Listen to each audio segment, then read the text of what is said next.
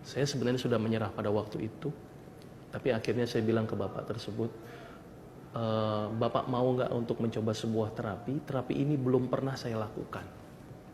Belum pernah juga saya coba kepada pasien.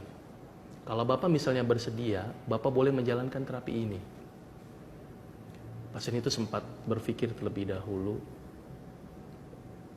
apakah perlu menjalankan atau tidak. Tapi saya bilang ke bapak itu, kalau bapak sembuh dengan terapi ini, balik ke saya lagi, tapi kalau tidak sembuh, nggak usah ketemu saya lagi, berarti bapak gagal. Dan saya nyerah untuk pengobatan ini.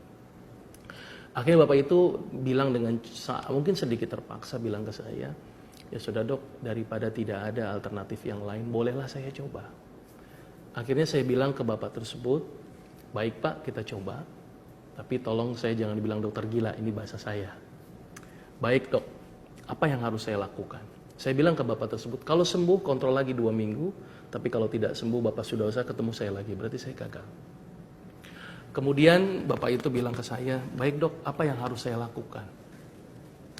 Saya bilang ke bapak itu, terapi ini sangat sederhana, tapi tolong bapak jalankan dengan benar. Saya suruh bapak tersebut, bapak senyum sehari 20 kali, dan setiap kali senyum minimal 20 detik.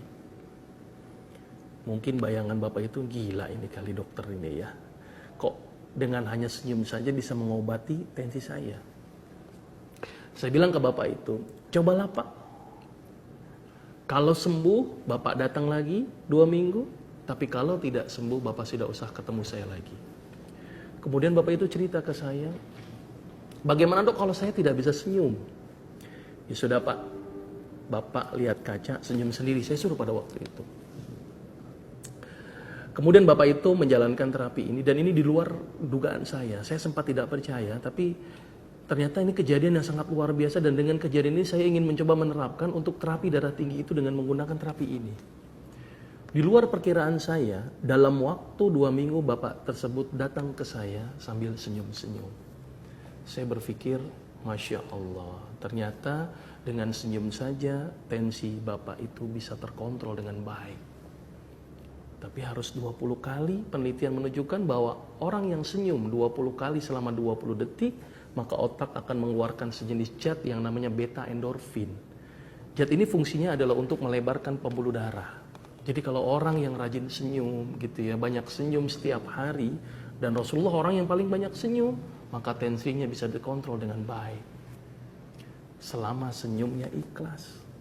Karena ada celetukan ini. Tetangga saya itu senyum terus dok, buktinya kena stroke juga. Berarti senyumnya nggak ikhlas. Ternyata senyum yang berefek adalah senyum yang dilakukan lahirnya dari hati, dan itu lahirnya benar-benar ikhlas. Tidak ada rasa pamrih sedikit pun.